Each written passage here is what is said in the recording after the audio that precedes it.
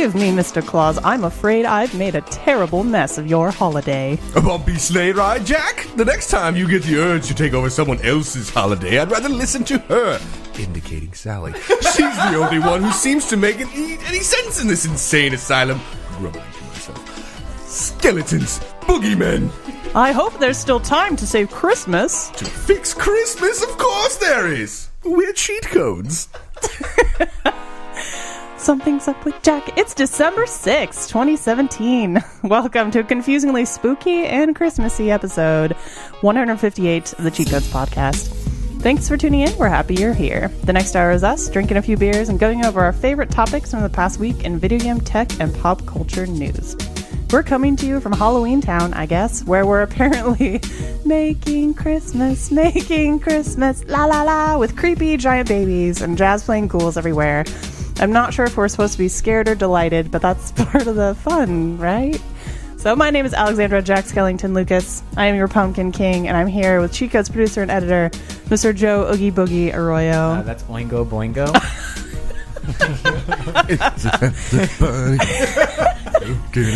Oh, God, Danny Elfman. We all had to pay the bills and break in somehow, right? So Cheat Codes core panelist, Mr. Nick Dr. Finkelstein Golesh. Hey, how's it going? It's not Finkelstein. No, it's Frankenstein. Wrong movie, sorry. Sally. Good. It's a good melding of references there. A+. I hope you're all paying attention, folks. You gotta keep up. Okay. And Cheat Codes core panelist, Mr. Joe Sandy Claus Erskine. Oh, hello there.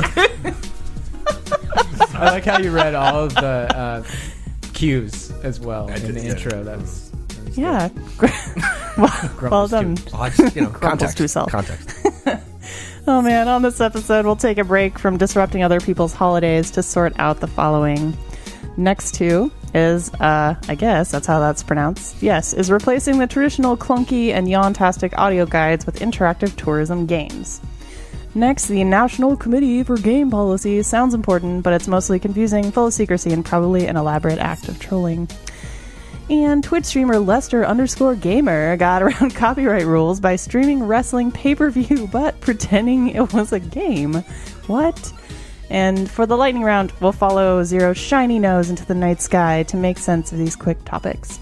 First, Desert Bus, arguably considered the worst video game ever made, is getting a VR sequel.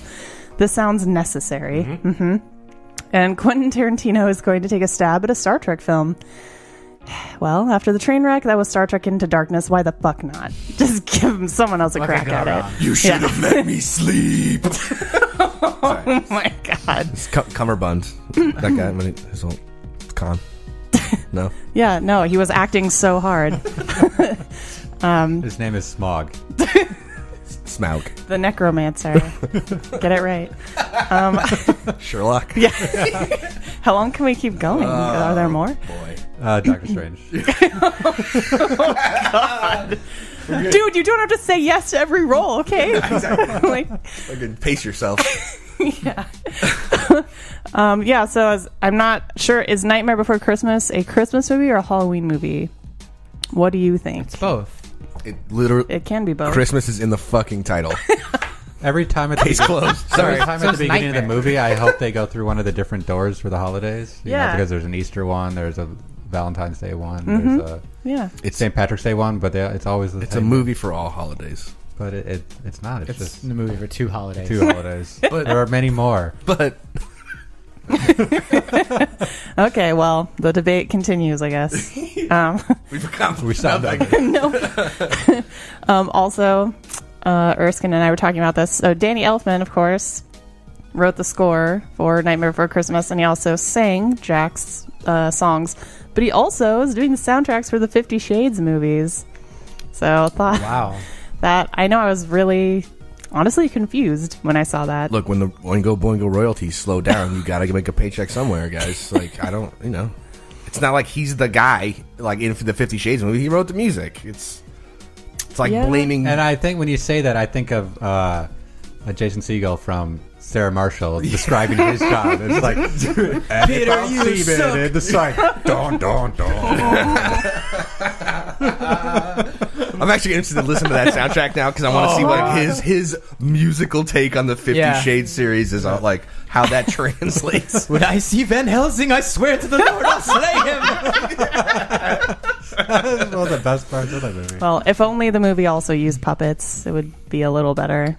Oh. That'd be a great mashup. Forgetting 50 Shades. Like, you can't. YouTube, get on it. All right. Wasn't he Alan Turing? Sorry, I went back to Cumberbatch. Oh yeah, he Yes, was. He was. You're right. As you remember them, go ahead and just shout them out in the middle of the episode, no matter where we are. And if you're in your car listening, you can play along. Oh my god! I think that's it. I think that's all I can think of. Did we get them all? Yeah, maybe. Yeah. There's a few probably. We definitely did not get them all. I know. There are a few more. Just think of him with different haircuts, and that'll get you there probably. And finally, this is I think our last episode of 2017. Yeah. So what's everybody doing for the holidays? Real quick, rapid fire. I'm drinking mulled wine. At the moment. I am staying here for the holidays actually, but I'm just gonna have a low key one. Boring. Next. Sorry. Wow. I didn't realize we were Savage. She said rapid fire. Yeah. It's my first Christmas as a father of two. Ugh. So we get to introduce the baby to everything. And this is the first one where my son's old enough to kind of like know what's going on. So we'll do that, and then we'll go see my parents kind of like for New Year's. So, cool. Yeah. Oh, awesome. Well, hope it's magical. That's like it's really special, honestly. Next. And as magical as dirty diapers are.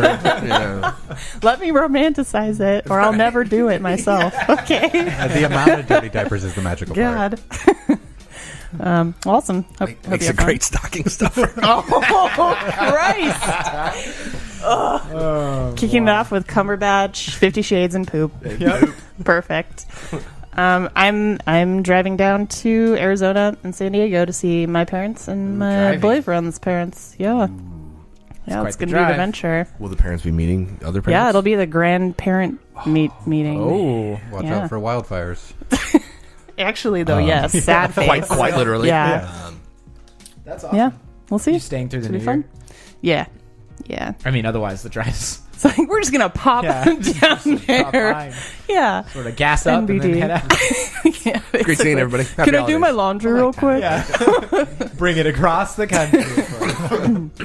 Necessary. So, yeah, that's it. What about you? We're good, dude. Yeah. I'm headed back to Wisconsin to see a little brother and sister. Oh, Very nice. I'll be great. It'll be good. It'll be all right. It'll be fun. You gonna catch a Packer game? Probably not this year. They are playing away games when I'm back. So. Got it. Sorry. And everybody's injured. Yeah, and Also they fucking suck. Okay. Well, have a great time, sir. Yep. Bring your heavy coat. Happy holidays, everybody. Yeah, truly. Happy holidays. All right. So we'll talk about what we're guzzling on this episode. So whether you're a precognitive ragdoll who likes to poison handsy mad scientist, or taking an ice pick to your head to remove the earworm that is This Is Halloween. Damn it. Sorry, it's stuck. See, you knew. Damn it, Nick. You'll probably want to drink something strong to keep the nightmares at bay. This week, we're drinking Hoppy Hoppy Night IPA from the folks at Belching Beaver Brewing. Say it again. And also mulled wine. Yeah. And courtesy of our host. Aw. It's delicious. Well, It is delicious. yeah. Seasonally accurate. Yeah, it's really easy to make and it tastes delicious. So I'm glad you guys are enjoying it. Lots of beverages going on tonight. So, I mean, they're not Frog's Breath or Nightshade, but that's fine. Okay, anyway, let's dive in before Jack decides to commandeer Easter 2. This is the sequel. Number 1. Nightmare Before Christmas. No, okay, we'll keep working on it. Shout out. Workshop it. It's cool. Fix it in post. All right. Okay, sorry, I need it again. Number 1. Okay, thanks. Millennials are apparently killing all sorts of industries these days, and museums and tourist attractions are feeling the difference as well.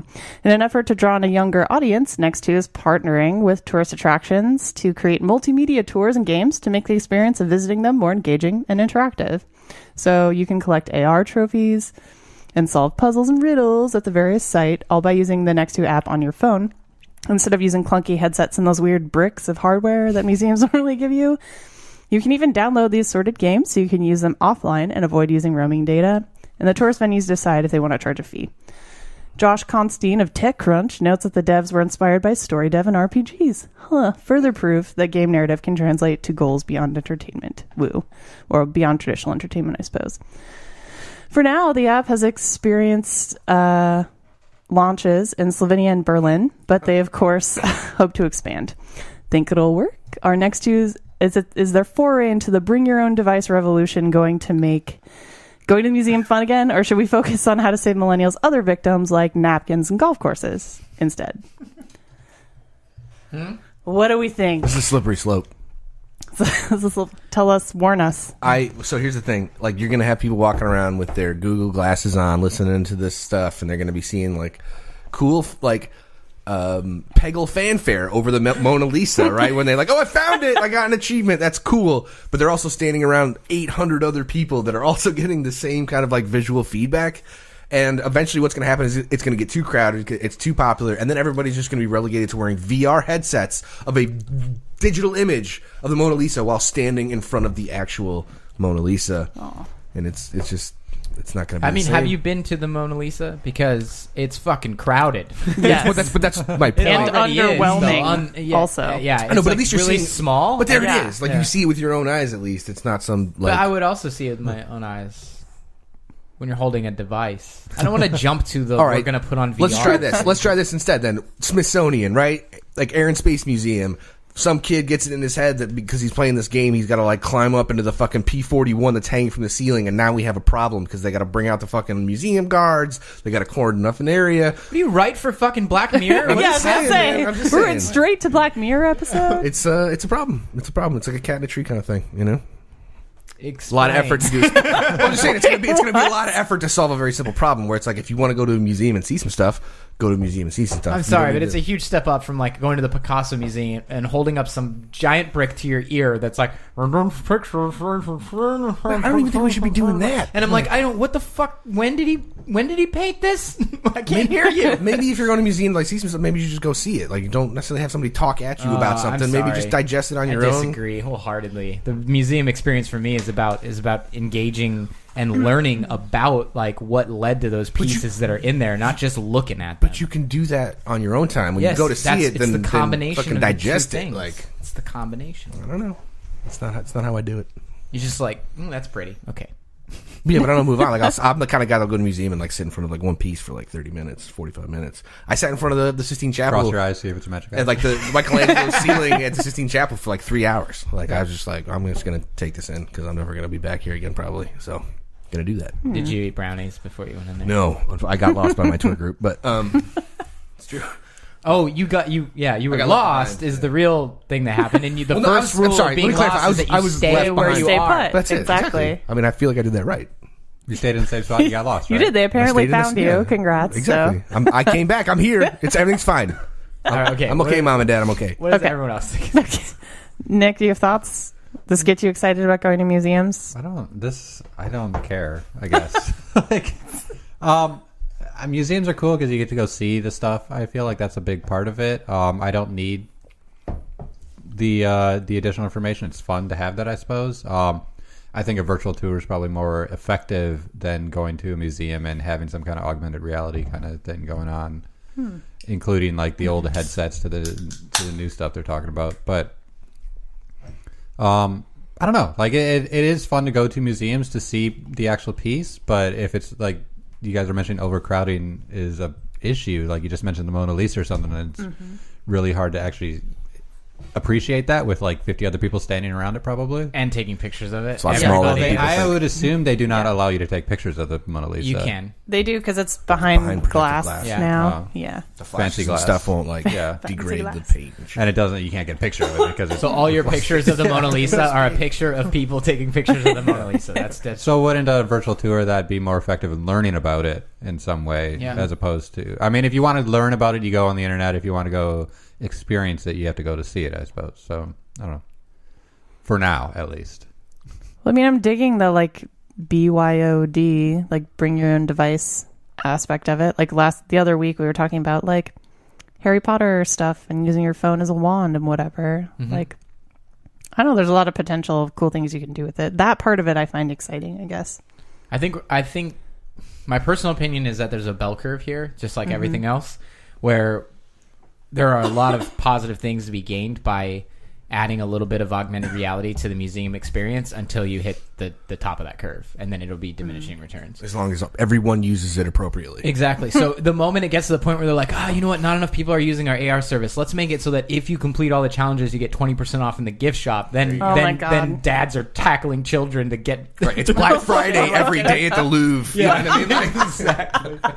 See, that sounds horrible. This side of the curve. Not good. Yeah. Yeah, because those people who are really into collecting all the trophies or whatever, you're probably not gonna stay and savor it if you need to get all 20 by the end of the day. You're or not something. coming for the art or anything. You're coming for the reward. But is there something wrong with coming for a different reason and then learning something out of it? Yeah, like the tricking you into enjoying something that maybe you would have never done. Like, what about those people who never would go to museums and maybe they discover that they actually like them because they were, I don't know, know what I mean? That's kind of worth it. Yeah. They're coating your vegetables in butter. That's what they're doing. Yeah. I mean, it is France, so everything in butter. Well, what if they they have an event once a month or something that's collect all the fucking things, and then you signed up. Is that what it's called? Collect all the fucking things event TM. So but then you've signed up for it. It's not like an everyday. You can get the Mona Lisa tour, or you can get the Da Vinci Code tour, where you're watching an AR murder happen, and then you're chasing Tom Hanks across the fucking through line through the city, and it's it's amazing.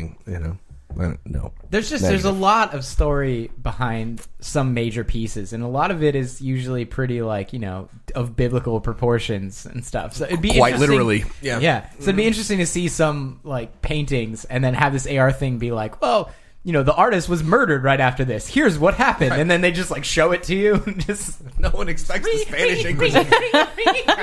Oh my God. You're that is interesting. Yeah, and I think there is something to be gained from this, but this reminds me closer to the thing I think we talked about a couple years ago, which when they were doing they're talking about the augmented reality on playgrounds for kids, where the parent can sit on the bench and dole out the quests for the kids, and the kids run around and get That was a while ago. Yeah, I'm just saying, to me, that sounds like a reasonable thing, because it's not like there's multi-million-dollar fucking exhibits at stake because somebody wanted to play a fucking game. You know what I mean?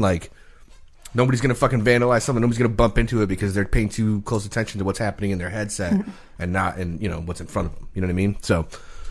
Still arguably an issue regardless of whether they're ARing the experience. Completely there. agree. Still the person in the museum who doesn't want to be there dragged along with their parents who's looking down at their phone who trips over a rope. And I'm taking the old man route of this, where it's leave my fucking museums alone. If you want to go check, if you want to do some research on something, you got the internet. If you want to go and see it for yourself, go see it and appreciate it and then move the fuck on. But so do you feel like this is kind of gimmicky, like they're trying to add esports to the Olympics to try to get young people, whippersnappers, to come? That's a legitimate movement. Okay. All right, brah. Well, but that's that's right. That's one of the aims, because I think they're having some trouble. So I mean, Mopop is so freaking cool, and I belong there. But it's like a tumbleweed roll by most of the time. Hats off to the whippersnappers. Word drop there. If you have a video game museum or a digital kind of showcase of hey, early 90s fucking stuff, hey, remember when websites didn't just have to be a fucking GeoCities thing? Here's the thing we can show you, and you have an augmented reality. I think there's cases that this would work really well and be informative and interesting, and a way to engage with that stuff. I'm not sure we need this at all museums. That's all. So only contemporary museums. Or contemporary art where it's not explained to us. Did you see the girl who tried to take a selfie at a museum that had and fell into the exhibit that was set up in dominoes and damaged hundreds of thousands. Oh my God! Of stuff. No, this is exactly what I'm talking about. This problem is going to exist regardless of what Nexto does or whatever. At least in AR, you're looking through your phone and seeing what's in front of it. Fuck, right? If they offer you the chance to do the digital version of knocking it over just to see what it would look like, but not actually do it, then I might be interested. Well, okay. It's also beyond museums, just as a note to kind of close out here.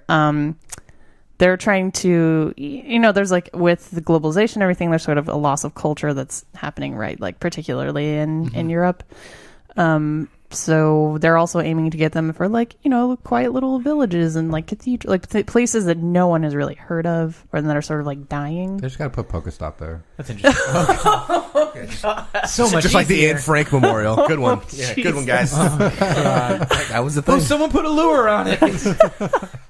Oh my God. Jeez. Well, but it's like, Sorry, that wasn't bad. if you're just driving by and you see stuff to collect there, you might stop there when you normally wouldn't have. So I don't know. Maybe. Would anybody here stop if their phone gave them a notification on the app that they were invested Point in? taken. I'm good. Actually, does anyone use Waze? I used to. I use Google Maps like a regular human being. I use Waze a little bit, but I don't think it's that great of an app. I don't like the idea that there's little candies and stuff. And Waze feature is now works where it notices that your car is stopped at a light or something, and it displays ads of things that are near you at that exact moment That's just the over future your right there. map. That's the future. perfect when I'm supposed to be Yikes. driving, I can look at my phone. No, Fuck Waze. I didn't say it was good. Jeez, calm down, everyone. And by everyone, I mean Nick.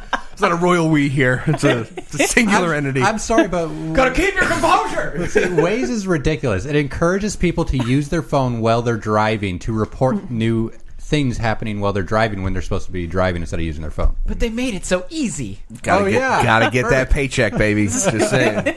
Let me report this cop that is going to pull me over for me pulling my phone out. But this is a perfect example, though, of how that But can be officer, I was trying to find the police station. Yeah. No, I think there's a That's good. There's a step I think Waze is the step in the right direction. I think there needs to be a way for it to be hands free on phones or something. But you know what it does with the ads of the nearby stuff is that there is one button over the top that just says change my go here instead. So if you're like, oh, McDonald's has a 20% off coupon and I'm at this stoplight, it's right there. It's like, or it's only a mile away. You press the little button and it's like rerouting you to the ad I just showed you. Let's go to Les Schwab. Who knew I needed tires today? It's a regional thing, everybody. Don't worry. We are sponsored by Les Schwab. No, we're not. No. And Oingo Boingo. Yeah. I'll say that. There's potential for corruption. It could also be introduce people to culture who weren't interested before. So we'll see. Yeah, I mean, I feel like people have been doing this kind of thing for a long time, trying to, find weird ways to use multimedia to engage specifically children in classrooms or otherwise to get interested, and that's a noble pursuit. I'm not sure this. Does anybody? Do any of you guys use any apps that do those kind of things for you right now? I'm curious. Are there I'm sure there's apps that will tell you there's a famous thing historical site nearby or something. I have not. Use it on vacation. Yeah, So- went on vacation. On vacation. Let me say, my wife and I did the road to Hana in Hawaii, which is like a fucking death wish in a car. Winding and but narrow. it's awesome. And so we were in the car and we were there was no ads or anything. It's literally just kind of a podcast that plays to different points as you drive along the road. So that's pretty close to what you were talking about with the headset kind of thing. But the only way to experience it, you're not going to walk that road. Anybody that would is out of your mind. Yeah. It's fucking treacherous as shit, and oftentimes one lane going across a bridge. So let's drive it instead. And it was kind of fun, but it was nice in the background to have somebody kind of telling me this view, this is what James Cook or whoever sailed up to this bay once upon a time or whatever, and that was kind of cool.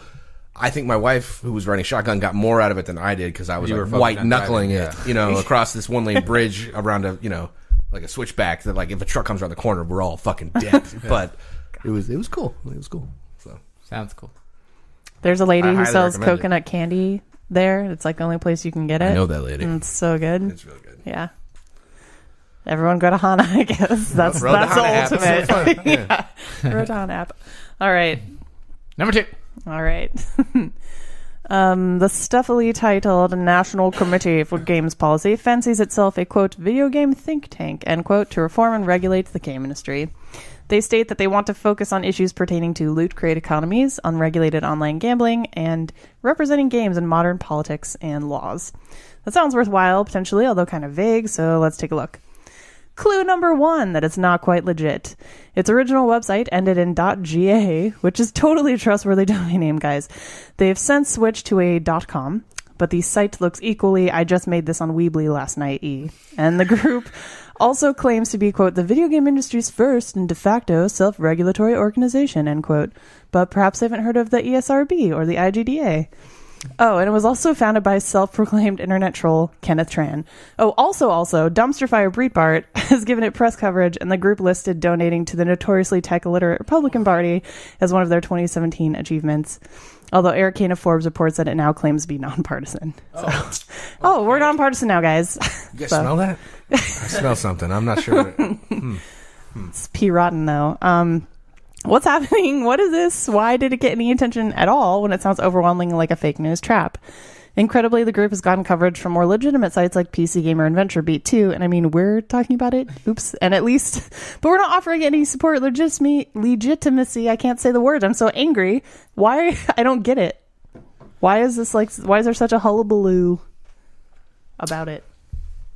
Microtransactions is a thing right now. Loot boxes is a thing right now. Yeah. Backlash for loot boxes is a thing. So anybody that fronts, or potentially could front, not to say that this is a front, to be some sort of oversight or watchdog about this kind of stuff would obviously get some press. I think right now,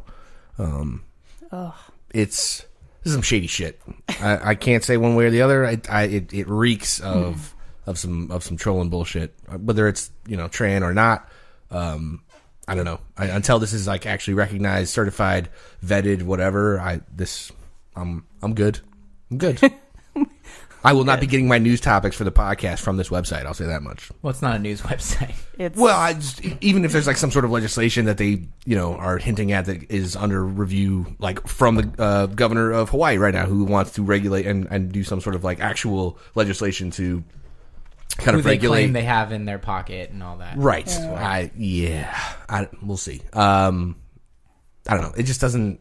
It hasn't hit the notes to me that makes it sound like it's a legit thing yet. Well, the anonymity of the whole thing is fucking weird. So weird. Yeah. Like, you're trying to make public change at a political level where everyone involved is not allowed to know, excuse me, who anyone else is in something that you have to sign up for, and that in the signing up, the policy states to you over and over again. Like, every time you're like, oh, give your information for this. Also, we'll never look at it. And it like keeps telling you that it's never going to know. Or, don't worry, we don't track your online habits. It's like, why do you keep saying that? Like, you totally are going to do all of this shit. I know it. It's like the Apple EULA. It's like I see. Yeah, it's like I see this thing. It's like that South Park episode, right? They're going to draw in all these politically charged people to like sign up and be contributors to this this forum, and then after they all get super salty because when you hide behind anonymity, that's what happens. They'll just flip this little button that says "Show all names," and just go boop. JK, LOL, and then Tran laughs his way to the bank. Well, so we think they're just hopping on to like the fact that people are pissed off about loot boxes. This feels like a bandwagon thing. Yeah. I'm not sure when this place was incepted or like took foot on the internet. I'm not. I would be willing to bet it wasn't necessarily a timely thing. It may have been around for a little while, but I feel like anybody that kind of walks around and is not like a government sponsored oversight committee feels like this is like an email scam waiting to happen. Do you know what I mean? Like I'm about to the like Prince of Nigeria. Exactly. Like, hey, if you give me this amount of money now, I promise you that when I escape here, I'll give you this amount of money back. You know what I mean? It's in the form of loot boxes. So many loot boxes. That's right. So, well, is it like an idea posited in some of the articles we were looking at here was like, just to disrupt the game industry press for. I don't know, something Gamergate something? Yeah. Like, I don't know. We're back to Gamergate? What the fuck does that have to do with that this? never ended. yeah, that's still a thing. But yeah. What does that have to do with this oversight committee? The so-called oversight committee? No, just if they're looking to fuck with the press the way that it was like, legitimacy of the press before. So this is their it's a leap a little bit. Mean, essentially, kind of thing. Not to like, to keep it in a tizzy, I guess. Got it. Yeah. Everything's fake news, yada yada. Kinda. Well, it is very, regardless of their stance, like, even if they were partisan, the fact that they would just make a sweeping donation to, quote, the Republican Party is fucking weird. Even like, there wasn't more information on that. It's like, okay, like, you just gave it to the party. Like, if you're a games commission for video game legislation and you want a political foothold, why wouldn't you donate to something that's related to technology games, even if it is politically charged? A STEM fellowship could use that. Be proud of it and talk about it on your site, not just say, to prove our legitimacy, because that's kind of the way the statement said. We made a donation to the Republican Party, and I'm like, what the fuck does that even mean? Well, so let's not to I'm not saying these are connected or whatever, but we can go back down the list. But guys, remember Leland Yee, governor or something like from fucking senator from California, who was like, "Oh, we're gonna, stop all this horrible, murder shooter games, but I'm also running guns out of Singapore. That's cool." And then then there was the guy, Jack, I forget his name, Jack something or other, that was trying to do the whole when GTA was on. On everybody's radar back in the day, like 3 and then it's Vice City and 4. But Jack Thompson, he was trying to get all that shit shut down. Up Rockstar's ass about all of it, and that didn't amount to a hill of shit either. So it's kind of like if you're doing something to kind of take some sort of aggressive stance, and I'm not saying that these guys are. I'm just saying the track record for this kind of thing is not necessarily great. You know what I mean? So I don't know. I'm skeptical. Yeah. It's kind of bordering hilarity the way that it's set up to make you think that it's 100% troll. I mean, y'all took a look at the site a little bit, maybe. You might have had a chance to. It's like you could seriously make it in an hour. Yeah. Like, it looks so bad. Speaking of GeoCities, I thought I was going to scroll down and see a dancing baby and a hit counter. .angelfire.com. I think hit counter should come back. Yeah, me too. How many times did you hit refresh on your own webpage when you had a hit counter? Damn straight. They didn't check IPs back then. And 1,000 people visited back in my day.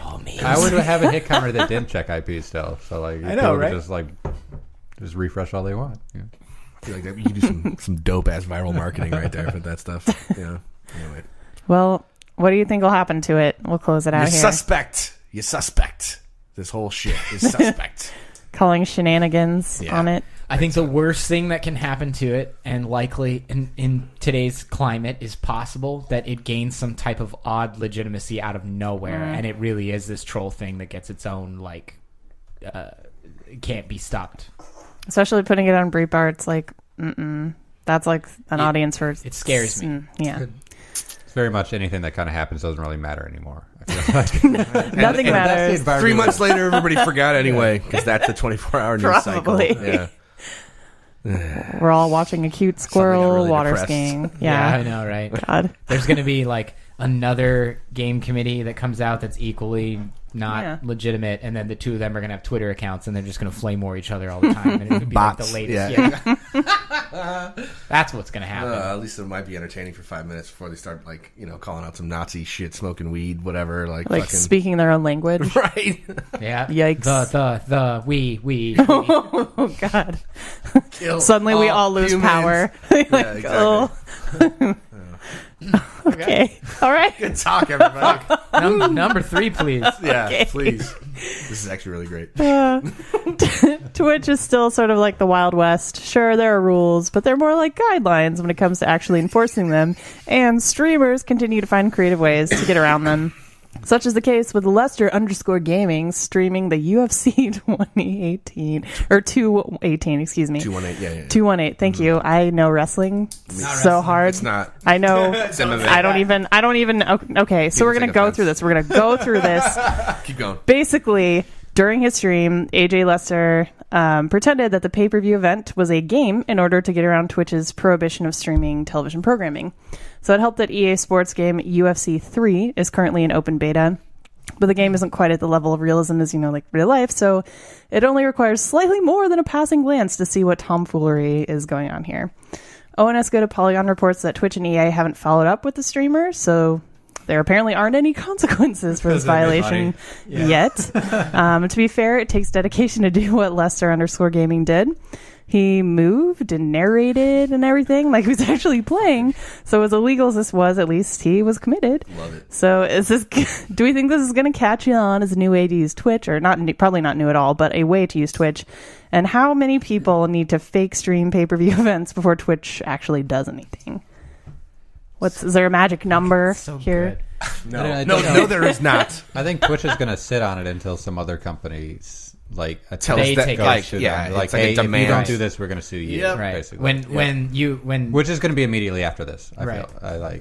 Like you said, Alexander, Twitch is the Wild West, and it's hard enough for them to regulate anything. They won't do much of anything until they have to. Right. You know what I mean? Yeah. So, like in this case, it would be like one of the big players in the MMA industry would be the ones coming in and suing this individual, and then Twitch will try to find a way to like get take him some out of it, responsibility right? And then shake a finger at him, and then get some marketing. Goes about their business. Yeah, it's going to be the moment a precedent is set, then it's going to be weird, right? Because then games will be hyper realistic, and then someone's going to be playing the UFC video game, and then Twitch is going to be like, detected, and it'll be like, what the fuck? Yeah, or at least YouTube will for sure. But yeah, it's.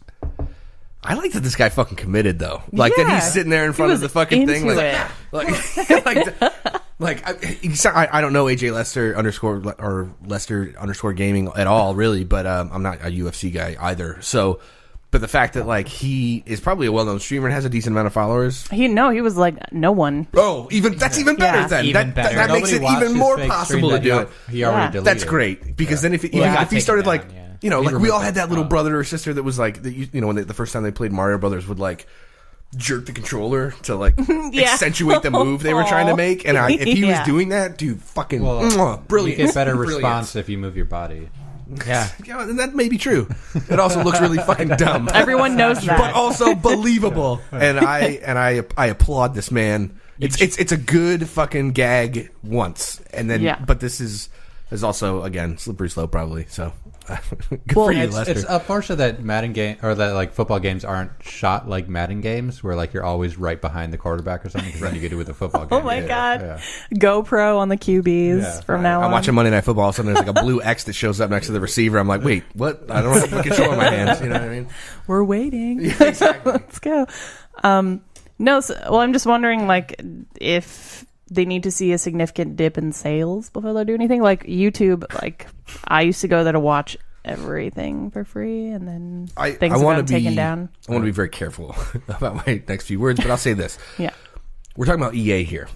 Yes. And we're talking about sales of a game that includes the UFC is like the weird like redhead stepchild brother to Battlefront 2 as far as post-launch monetization goes. They're doing some very strange and kind of things, but obviously it doesn't have the same attention as a Star Wars title does.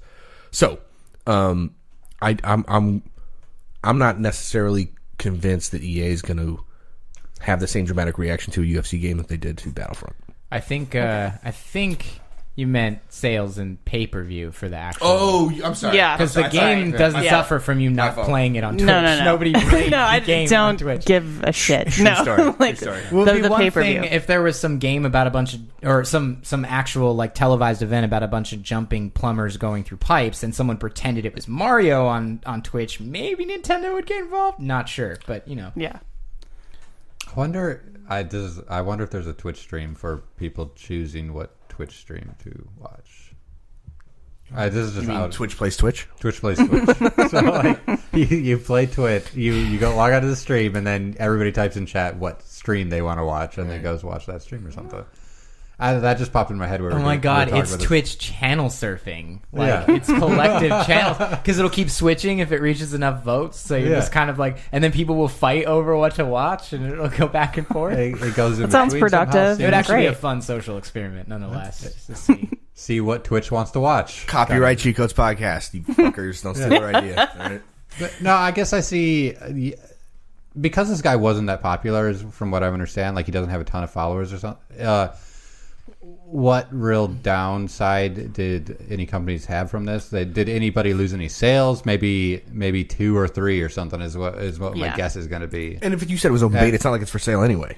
Well, that game, but the pay-per-view, I think they only would have lost sales if people had known about it, which I don't think they did. Like, they didn't know it was an option. Anybody who's watching this guy play games doesn't care about the pay-per-view view of the actual fight going on at the time, because they were on Twitch watching streams instead of somebody play a game. But if it starts to become known that it's a possibility to find it, and then you can like, there's this As soon as there's a fight I wanted to watch. As soon as there's a possibility to find it, there's got to be some kind of hook for people to be able to find it so that they can watch it. And at that point, they would have a case of like this person's trying to make revenue off of our. Well, the our catch stream or is something. if there is a live event currently going on in pay-per-view, then you could go to Twitch and just type in like the game or whatever. And look for the person who has like 3 viewers and hope it's the broadcast. Yeah. I get that, but that person becomes 3 viewers. They're like, oh, this is a reliable source. They're going to keep doing this every week or something.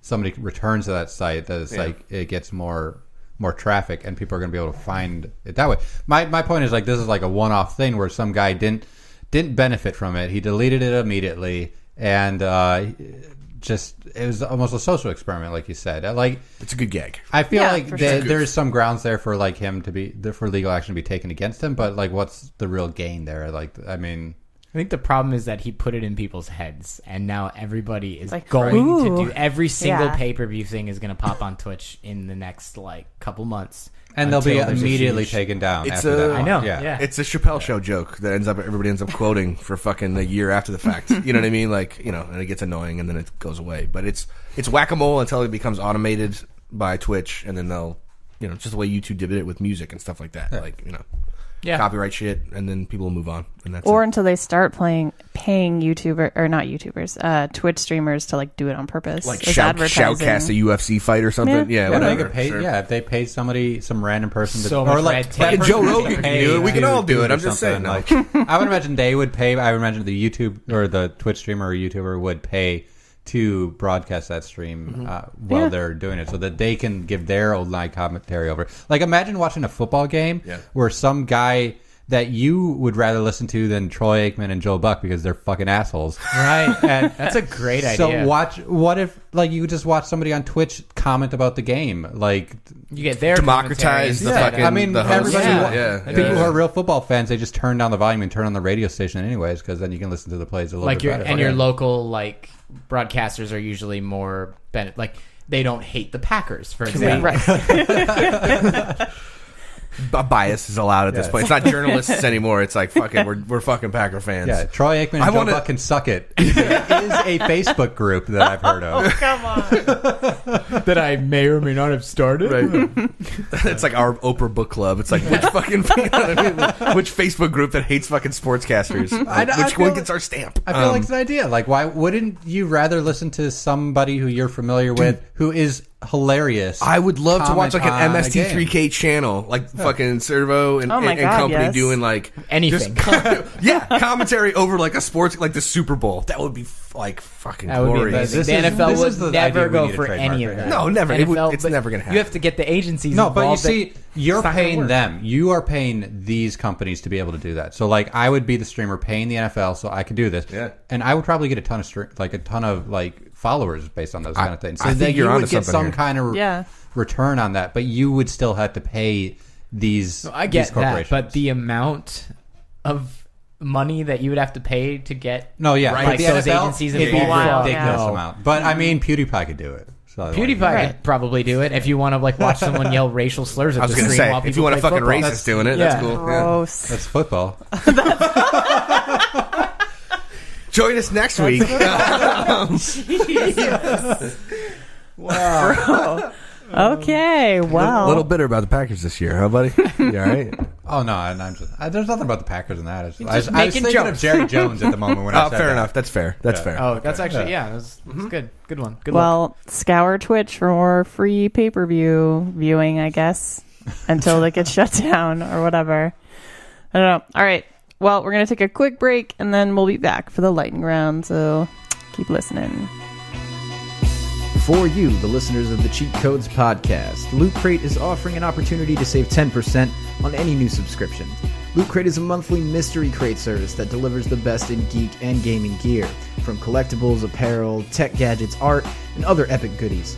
Head over to trylootcrate.com/cheatcodes. That's trylootcrate.com/cheatcodes and enter the promo code BRIDGE10 for your 10% savings. Okay, panel, wake up the vampires. It's time for the lightning round. Here's how it works. We're going to take 2 quick topics and then give each member of the panel a minute to chime in pretty much uninterrupted.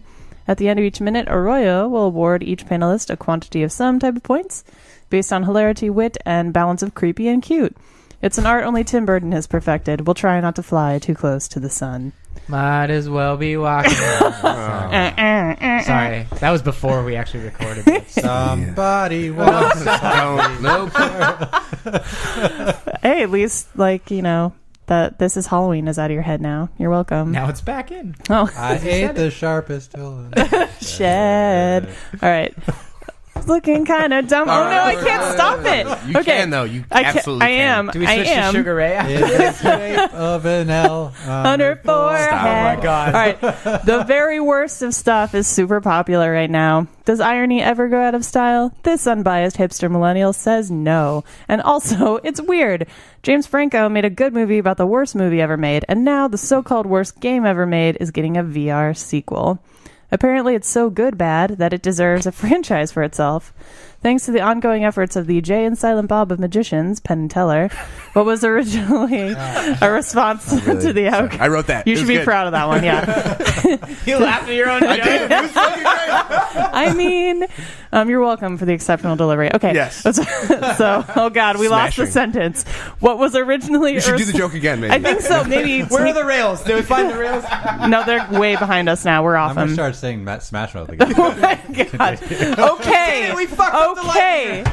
What was originally a response to the outcry of violent murder simulator games is just abject, mundane ennui. Welp. To its credit, though, it somehow made a ton of money for charity via streams. So that's cool. It's Desert Sun, I believe. So at least trash is helping people. So riddle me this, gents. Does Desert Bus deserve a sequel? Are games like this important? Are they important enough to deserve a sequel in VR, no less? Or is this polishing the turd? Take your pick for the lightning round. Who has something to say? All right. Go for it. In the theme of like The Room, like the Tommy Wiseau thing with James Franco, it's like, why does this thing have legs? You know, why does it keep kind of getting brought back up and looked at as this like really kind of weird, odd thing? So much so that they're going to make a VR sequel out of it now, which I don't think is much different other than like higher res and that it works on a VR headset. I don't think it's necessary, but I like the fact that people are leaning hard enough into this to perpetuate this thing that has done awesome things for charity, but at the same time it's kind of like a weird experiment, and it's like the Frog Fractions thing in a weird way. It just kind of does it. This is what makes video games great. You can do whatever the fuck you want, and people respond to it in really fucking dumb ways, and sometimes it ends up doing, you know, some good. And that yeah. So fuck yeah, Justified sequel. What's up? I'm good. Approved. The last few seconds. Sorry, it got a little jumbled there, but yeah. Buzzwords. What's up? Justified. AI. Sequel. Muskie Out. Okay.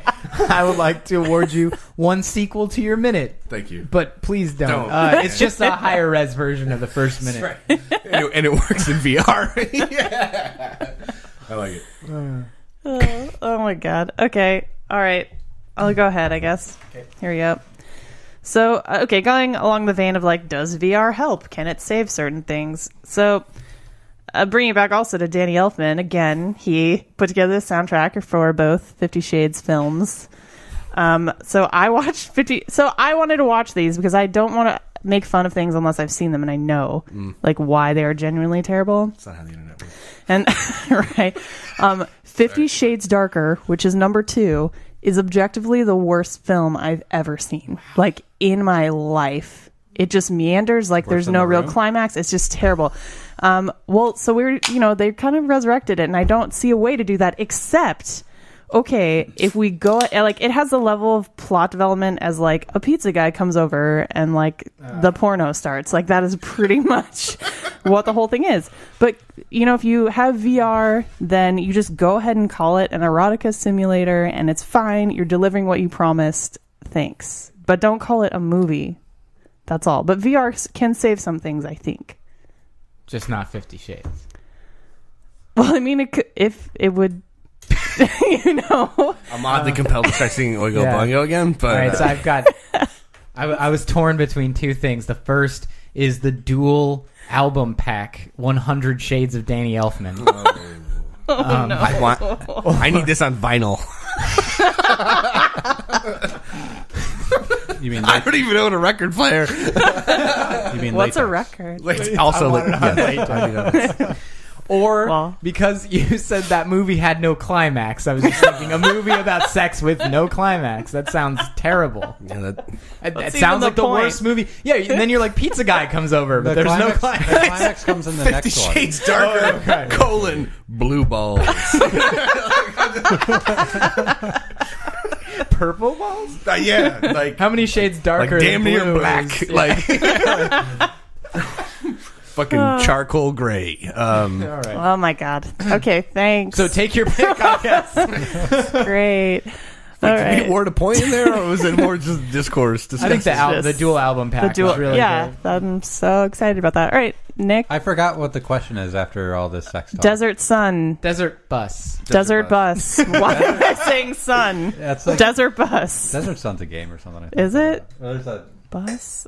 It's a game title after a colon somewhere, I think. But, VR game where okay. you literally just drive 8 hours from... I get that. Is it? Tucson. That's right. Tucson This is a to driving Los game. I have a why is this the worst game ever? I can definitely imagine there being worse games than this. Like, this sounds like Microsoft Flight Simulator, where you take off and then you fly for fucking 6 hours and then you land at an airport or something. Like, it's exactly the same thing. Aspiring bus drivers everywhere play this game. I get it. I get it, but it's just like, why? I have a problem with this being labeled the worst game ever because I can imagine there being worse games. Like, What's that Custer game with like? I'm interrupting your minute. Go ahead. that's the one where he rapes Native Yeah. Americans. That's Pete. I was going to say Awful. Indians because that's probably what it said in the manual. That sounds worse. Yeah. Yes. Yep. So there are probably worse games than this. So like that's my main problem with this article. I guess I don't know. Like this isn't the worst game ever. Grow the fuck up, guys. I'd like to award you 5 seconds on top of your thing for all the interruptions and or the other 14 seconds you didn't use. that you didn't even use. I would also like to award you one Desert Bus 2 Game of the Year edition. Yes. No longer the worst game ever. Well, they should have a worst Game of the Year edition. Oh, of those yes. games. That would be Just lean right How the great fuck would that into be? it. Like Yeah. immediately it drops to $1 Yep. and you can buy it in the bin, right? And it's got the tag on it and everything. They release it in the bin. So they Straight to truck bin. comes in and it dumps the copies out into one of those bargain bins. Like we're making physical copies even though nobody else does That's the anymore. straight to DVD version. Of, You mean VHS. Like Cinderella 3. Yeah. Like traveling through time. She travels through time in that one. I Cinderella didn't 3? know that was a thing. Necessary. Was that straight to video? Yeah. What time for does she, sure. what time does she travel to? Oh, God. To the future or It's past? not where are we, it's when are we. The future or the past? Oh my god, I don't know. I haven't watched it. That's Fake all I know. news then. Couldn't even give us a direction in terms. Well, No source, no peer review God. report. Like it's just like Where's your work cited on this? Yeah. Yeah. you're I don't good to even believe that question. Cinderella 3 even exists until you show me more. I think we Okay. all lost that round. Okay, Nobody won. no, There were but no winners. Arroyo needs to go. I guess. Does he? I'll go. Yes, I mean, do I? please. Okay, I've made the drive from Arizona to Vegas many times. It's pretty fucking boring. If you could pick any road to drive on, like the flattest, straightest drive ever through the desert is that one. It's between that and going to California, I mean, you get it sucks. You've never been Really to sucks. Iowa or Illinois. Yeah, well, I don't know. I mean, you haven't driven this. If you want white line syndrome in the middle of the day and almost doze off repeatedly, it's this. So I guess they're giving you that experience, but I do want to say, like, along Nick's lines, I don't see how a self-proclaimed worst game is dumb and other people saying it's bad is dumb, because bad games are games that people really tried to design that did a terrible job at it or missed the mark or really had a wrong message. This game literally does what it advertises and nothing else. So how does that make it inherently bad? Yep. They did a really good job of making a game where you drive straight on a bus for a really long period of time. So hats off to you. Can I award him points? No. I will also give points, but you go. You get go. all sorts of points. I'm going to Yeah. award you a Waze app that keeps you awake. I'm going to drive from fucking Tucson to Vegas. All right? Wake up, chuckle fuck.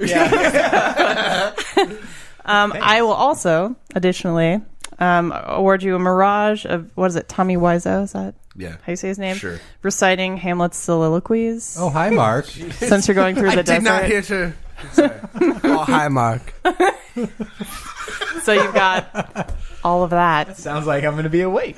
And that's the voice on the Waze app, by the way. Anybody watch The Disaster Artist yet? No, I've seen The Room before. Yeah. And no, that, the that Disaster is, Artist. the James Franco one. right. No, not yet. I gotta watch that. Like It looks great. Yeah. If anyone does care about checking out the game, it should be noted that the thing they did add to the sequel is that over the network you can be added as a passenger to someone else's bus drive where you legitimately sit and do nothing other than look around out the window. Oh, that's so good. You can just and when you're the driver, you can turn around and see all the avatars of people that are in your bus just fucking doing nothing. Is there a chat? Like, can we talk to each other? I don't know.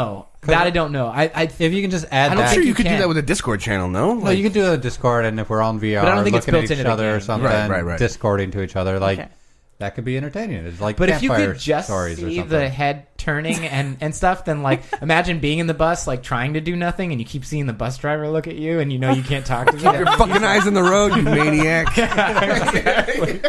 Like how creepy would it be if you were driving and the bus driver's head turned around slowly and never looked at the road right for like minutes, and you're just like, stop, I want to quit. He's just got the headset on backwards. Oh my God. And the whole time, there's a phone with Tommy Wiseau's voice coming over. It's like, I did not hear it. Turn right. You know what I mean? Like, Oh, hi, Mark. yeah. I'm sorry, but the only instruction in this game is drive straight. Just like the little narration is like, you're going to die here. Yeah. Don't veer off the road. Oh, God. Tommy Wiseau? Sure. Oh, damn it. Is it? Yeah. Wazo. Yeah. No, that's our combined gift to you Good. for points. Tis the fucking season, everybody. Happy holidays. Yeah. All right. Okay. Arguably one of the greatest working American directors has tossed his proverbial hat into the ring to continue or reboot or whatever, offer his own take on the imitable Star Trek franchise. Quentin Tarantino recently pitched an idea to the gatekeeper of seemingly every important sci-fi franchise these days, J.J. Abrams, who apparently liked it enough that now we're all talking about it. So, is the man who made Reservoir Dogs and Pulp Fiction the man who should grab the reins of the Star Trek movie franchise? Pull out your badass motherfucker wallets or your tricorder and put your money where your gawk is. Yes. Nick, I hope that's okay. You don't look happy. I don't like that reference. It's a weird one because, like, would you say save it for your minute? You know, save it for your minute. You can critique it. Would you put your money where your spaghetti is? Does that make any sense? Every time. Does that make Nick. sense? Every time I buy a plate of Paschetti. Paschetti. It's the guppy, is what my little sister calls it. Oh, that's really cute. That's really cute. Episode title. Okay, so what do you think about Tarantino doing this? All right. Does anyone have strong feelings? I went first last time. Erskine, Oh yeah, you did go first. you can just do it again. I guess I'll go. Oh, Nick, okay, Nick go. first. Go. This is a really good idea, I think. I don't care what anybody else has to say. Like the last thing we need is That's some. the guy who goes first. The last thing we need is some fuck off, like joining the Star Trek franchise and trying to make some fucking blockbuster again. Like we got fucking 3 mediocre movies from J.J. Abrams. They all fucking suck, in my opinion. And I like they're a little entertaining, but they're not Star Trek. Like let's get somebody who looks at this with a different point of view, like Quentin Tarantino. But my main concern is this going to take him over his 10 film budget? Like that's the thing I'm wondering. Like he's on film number 9 right now, I think. And if he releases this one and he does Star Trek, like is he going to go to number 11? Then he's going to fucking be a liar. And I don't know if I can deal with that. Wow. Oh. I would. First of all, people have been dealing with men being liars in Hollywood for a long time. Be like, this isn't. Oh. Yeah, I don't know. It's I don't know. Like it's just Quentin. How many seconds did I have left? I'll keep talking. 10 seconds. You want 10? Give him his 10. This is a good idea. It's good. I think it could add a new variety to the show or something. Like we need something different than some goddamn jack off. That, like I said, that is gonna, like just try to release a blockbuster. Sure.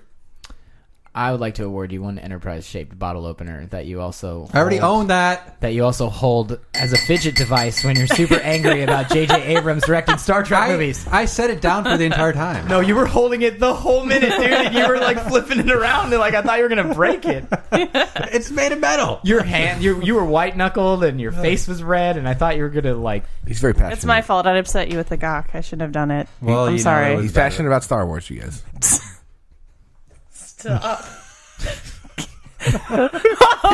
Now you are white knuckling it. Yep. I wanted to see if anybody caught it. He definitely caught it. All right, moving on.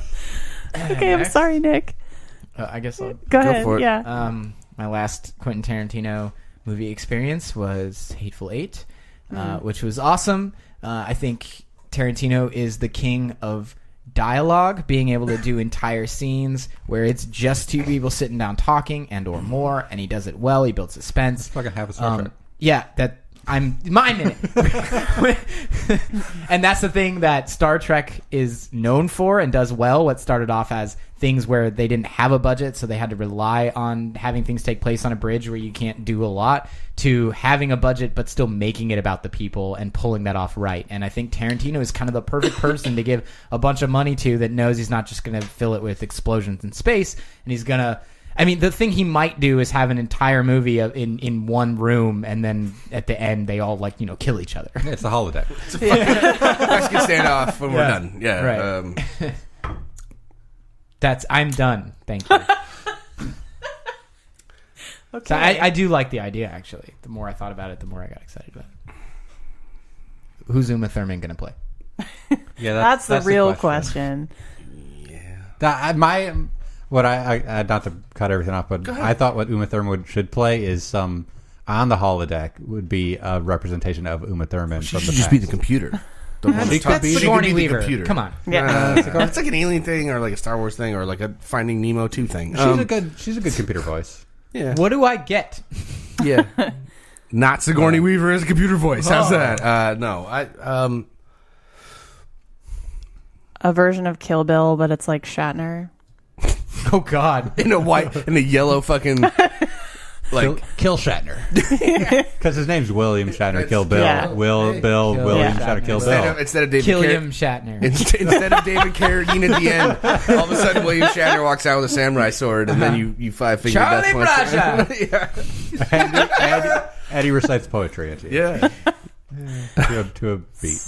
What could go wrong? Lots. Erskine, you have anything for Arroyo? Any additional points? Just my love.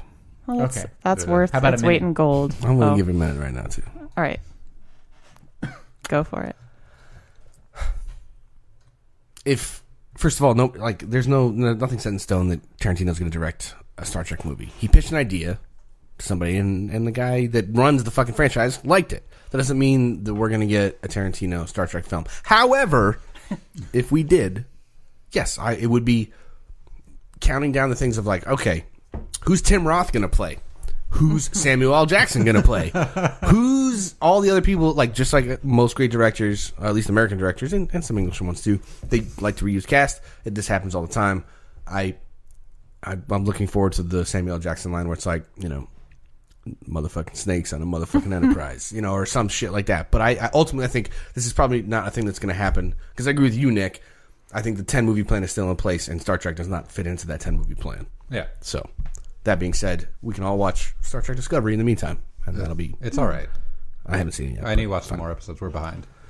It's been fun. I like it. Okay. Fuck. I was gonna award you one badass motherfucking alien, but then you kind of did that in your minute, and then I couldn't think of anything else. So that's what you get. I mean, I'll take it. Yeah. Okay. Is it a question? Cool. Can you do a pun on Big Kahuna Burger, Nick? For Star Trek? Yeah. Help. Something with Gok in it. Yeah, it comes out of a food replicator. Good job. I'll have a Royale with cheese. That's a damn good burger. 5-day pass to the pleasure planet Risa.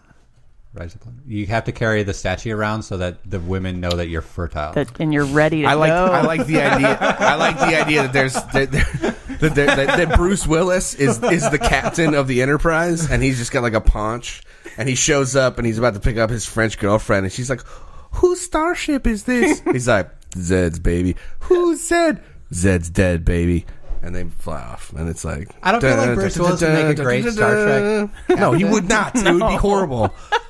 he'd be like inevitably there'll be the joke of like the pack of red apples, which is like the through line for all the movies. Like somebody buys a pack of red apple cigarettes in all of Tarantino's movies or whatever. And I was like I was trying to think of like, the through of all movies like, for Star Trek movies. It didn't make any sense to me. Just chain smoking on the bridge as Bruce Willis. They just filmed him on his break. Yeah. Fuck. Just like, All right, I'll close it out here. Bruce Willis smokes. Does that mean he's evil? That's why he went bald. Now. Okay, here we go. Okay, so I'm a really big Quentin Tarantino fan, at least select films, and I feel like the genius of his work is like kind of like Joe mentioned, like a very human conversations and reflecting like real people back to us. But there are also like these enchanting extremes that are kind of on the level of like realistic modern folklore, particularly Hateful Eight, I think like screams that, and it's just really magical. But if this is going to be his last movie, I would rather he use his star power to bring sort of like a forgotten epic story to light. I know he mostly works with original stuff too, but like there's this really great story, you might have seen it around Twitter recently, because there was some like, it was like, oh, name a woman more badass than Taylor Swift. And so one I saw posted was Julie d'Aubigny, who's like a French opera singer and swordswoman from the 1600s who killed 10 men in duels over other women, took vows to break into a nunnery, sleep with a super hot nun, burn the church down, and escaped with said nun. I'm like, I could see Tarantino like nailing that as a thing. With RZA doing the soundtrack.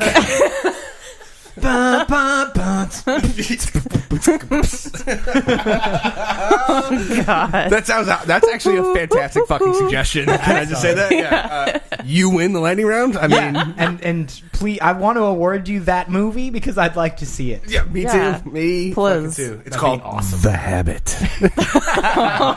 Oh my God. Come on, that was the tagline of Sister Act 2, was break the habit. Don't fucking steal my thunder, dude. Well, or no, it was Back in the Habit. Back in the Habit. For Sister Act 2. It'd be better if actually like Whoopi actually made a fucking cameo too, like just tie those universes together. As Guinan. Yeah. Yes. Oh, I thought that's what you were saying. No, from Sister Act, but also Star Trek, and I mean, she kind of has the habit in both of them. Oh my God, she does. Yeah, it works out. Ugh. I feel like it all came together in the end. It did. You guys. It all worked out. It really did. Thanks, Whoopi. High fives all around. I was really hoping.